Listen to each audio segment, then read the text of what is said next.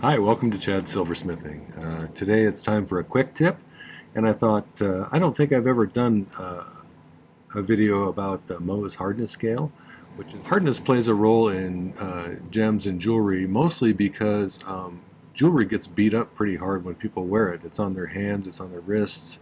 So hard, durable gemstones have been sought after for thousands of years and preferred over other types of gemstones. Uh, the Mohs hardness scale is a basic way to measure the hardness of gemstones so you know what you're getting into when you're using a particular stone or not. So, all right, well, let's get started talking about this. So this is one of the design idea sketchbooks you can get on my merch store. This one has flow temperatures of various types of solder, which is useful. The big feature on all of these that I like the most probably is the dot matrix in the background. It allows me to draw better pictures. Drawing is not my strongest suit, but I end up with better results in my pictures if I have something to guide my lines with a little bit. Some of the other ones have useful information on the back, like conversion charts for inches, metric, fractions of an inch, things like that. So there's a variety of those over there. You might consider getting one or two and keeping a record of your projects. I find it useful to be able to go back and check them out again. Many of you are probably already familiar with the Mohs scale of hardness. It was invented by Friedrich Mohs back in the late 1700s, early 1800s. And he was born in 1773, died in 1839. He was German, and he was a chemist and a mineralogist, I believe. And he kind of created this scale of hardness, which has become useful for a lot of different reasons. There's some things to know about the Mohs hardness scale, though, that are kind of important to know, I think. It is based off of the ability of one mineral to scratch another mineral. So what he did when he was doing this is he had a whole variety of different minerals, and he would try to scratch each mineral with each other one and to kind of narrow down which one was harder than the other one. And that's great because it does differentiate between the different minerals, and you can kind of place them on a scale then which one's harder than the other one. He chose to do 10 different divisions, which is kind of logical, and this is a list of some of the ones that matched up to particular numbers. So from the top, it's diamond is the hardest mineral generally. There are some synthetics now that are slightly harder than diamond. 9, corundum, which is ruby, sapphire. A good index mineral for 8 hardness is topaz. Quartz is 7. Feldspar is 6. Apatite's 5. Fluorite's 4. Calcite's 3. Gypsum's 2. And talc is 1. And that is certainly not all the various different minerals that exist, but they all fall within that range somewhere. Now, something else about the scale that was a result of the way it was created, I think, is that there are not even divisions of hardness between 6 and 7 versus 7 and 8. In other words, I don't remember the exact figures, but diamond is like 10 times harder than corundum, but corundum is only 2 or 3 times harder than topaz. I like to think of it in terms of how they do the scale for earthquakes, where an earthquake that has a 6 on the Richter scale is 10 times more powerful than a 5, and a 7 is 10 times more powerful than a 6, if I remember right. The Mohs scale is not like that, so it's not an even 10 times as hard on each one. It's different from each one, so there may not be very much of a difference between 1 and 2 versus 6 and 7. So a couple of things to think about it. If you're someone who's a rock hound and you're trying to figure out what kind of a rock you found or a mineral, there's field tests to do it, and you can actually get sets of different minerals that you can use to scratch things, but you can do it kind of on the cheap just by using some household materials. For instance, if you can scratch it with your fingernail, which your fingernail has about a 2.5 hardness on the Mohs scale, that means it's got to be softer than that. So it's either a 2 or a 1 or somewhere in that range. So copper pennies in the U.S., they stopped minting copper pennies in 1982, if I recall. So pre-1982 pennies you can try and scratch the penny with the mineral, or you can try and scratch the mineral with the penny. And either way, that'll give you which one's harder, right? So if you can scratch the mineral with a penny, that means it's no harder than 3.5 on Mohs hardness scale. Another common thing people use, glass falls between a 5 and a 6 on the hardness scale. So you can definitely see, one of the things I thought when I was a kid was if you could scratch glass with a stone, it was a diamond, and that's not true. There's a whole bunch of different minerals above the hardness of glass. So, so glass is a 5.5 to 6, depending on whether it's tempered or not.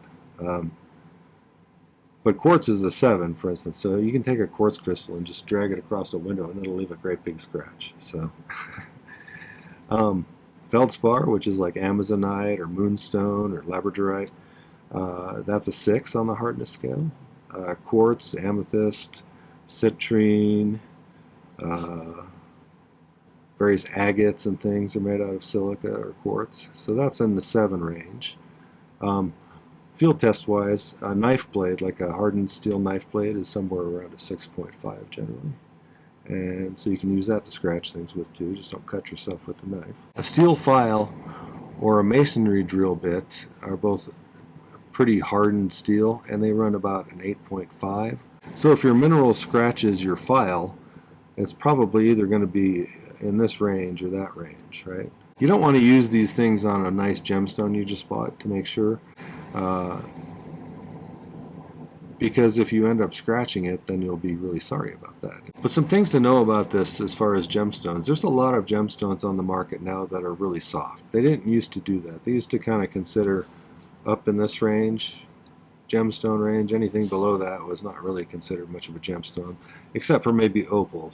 But the reason hard gemstones were popular is because they get put into jewelry, which people wear on their hands or their wrists, places that you bump into things and rub against coarse things and stuff. So you don't want to have really super soft stones, especially in rings or bracelets. Now, some of the stones that are being marketed now as gemstones, I probably wouldn't use anymore. Like, this is called seraphinite. It comes out of Russia. And it's soft enough to where you can scratch it with your fingernail. It's got a kind of cool chatoyant effect in kind of a forest green. Here's a big one. You can kind of see how pretty it is. But I've taken my fingernail and actually accidentally gouged out a piece off the top. And you definitely, if you're using a rotary tool or a polishing wheel of some sort near this, you're almost certainly going to accidentally bump up against it and take some of the surface off. So it's one of those stones that I wouldn't really probably use ever again. I did when I was younger, before I really thought about the durability of jewelry. This is just one of those things that over time is going to get really scratched up looking. And environmental dust is an easy way to scratch stones, honestly. If you analyze most dust, there's going to be some silica in it, which is quartz.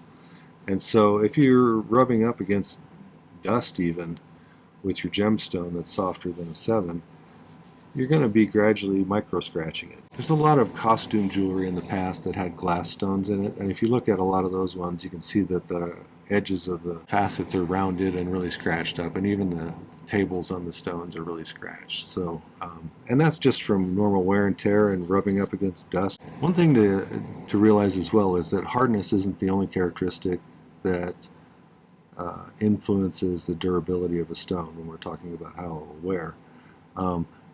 Some things have a toughness to them because of the crystalline structure on the molecular level, and they have a stronger connection between the molecules in the stone, and therefore it has a toughness too. So it's less likely to break from an impact or something. But like jade, from my experience, I've cut some stones in the past, and jade had kind of a tough feel to it, like it holds together better. It's like you think of things that are hard as being brittle. Jade felt a little bit different. And another characteristic called cleavage, which a lot of minerals have, is where they split evenly along one plane of the molecular structure, or 2 or 3 different planes. Topaz is notorious for that. If you hit it just wrong, it'll split right in a nice clean line right across the stone, depending upon which way it's cut. So that affects its durability as well. If you have something that cleaves really easily, that that's going to not be something you probably want to have in a high impact area on jewelry. Another thing to think about regarding wear and tear of stones and jewelry is that you can set things that are more delicate into rings and bracelets if you create a setting that kind of protects the stone from getting directly hit. So having a bezel setting versus a prong setting definitely protects it a little bit better. If you have some kind of a thicker area kind of surrounding the stone outside of the bezel, that can be a protective kind of thing, just prevents the stone from getting hit as much. So those are some things you can think about when you're doing your design. Feel free in the comments to leave anything I forgot to talk about or anything you want to add to the conversation. I always love to hear your input. I'm sure others will appreciate you sharing your knowledge as well. So thanks for that in advance. All right, well, let me know what you think.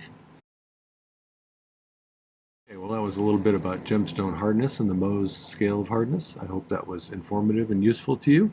If it was, I'd love it if you'd hit the like button before you go. I think it might be useful to you to go visit my main YouTube channel page as well. I have over 650 videos, and I do 3 per week, so there's a constant supply of new information coming out that might be useful to you. There's definitely lots of projects and different skills for all different levels, so check it out. Make sure to subscribe to the channel. It doesn't cost anything, and it helps me out a lot, and it makes it easier for you to find the stuff. So, and feel free to leave a comment if you'd like. I'd love to hear your opinion on things and your input about stuff. I am under no illusions that I know everything about this, and so if you have additional information you want to add to the comment section, that always makes it an even more useful place for everybody. So feel free to do that if you want. And before we go, I wanted to thank some groups of people. First off, my patrons over on Patreon, or my core group of supporters.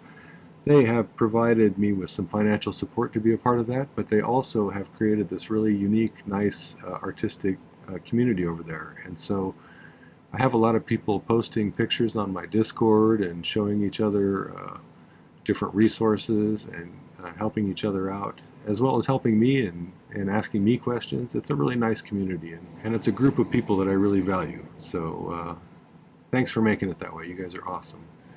The other group of people I'd like to thank are my YouTube subscribers. We just passed 29,000.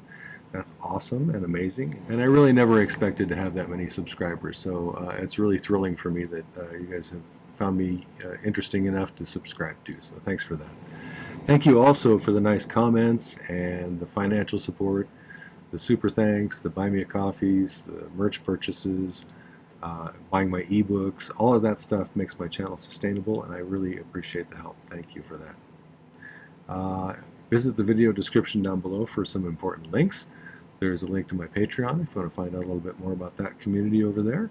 There's a link to my shop online here, and you can get yourself one of those nice design idea sketchbooks I showed you at the beginning, or some other merch that's related to metalsmithing. And there's also a link to my newest ebook, which is a guide to 2025's tutorials. I did over 170 tutorials last year, and there's a page for each one of them in the book.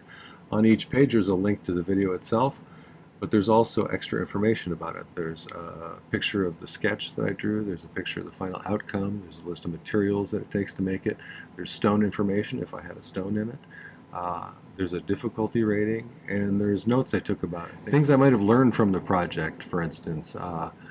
I've added insights I've had after the fact, like was there a way that I might have done it that would have been easier, or did I feel like the project was a success, and would I do it again, that kind of stuff. So it's lots of useful information, a whole bunch of projects right at your fingertips, and a really nice way to support my channel. So thanks in advance if you do that. Oh, and you can even get all 3 years I've done it for as a package deal. If you look on the merch store, there's a link to getting all 3 at once, 2023, 2024, and 2025. You get $15 off if you buy them that way. So check it out. It might be a way for you to find some new projects that you haven't tried yet. All right, well, thanks for watching today. Take care. Happy silversmithing.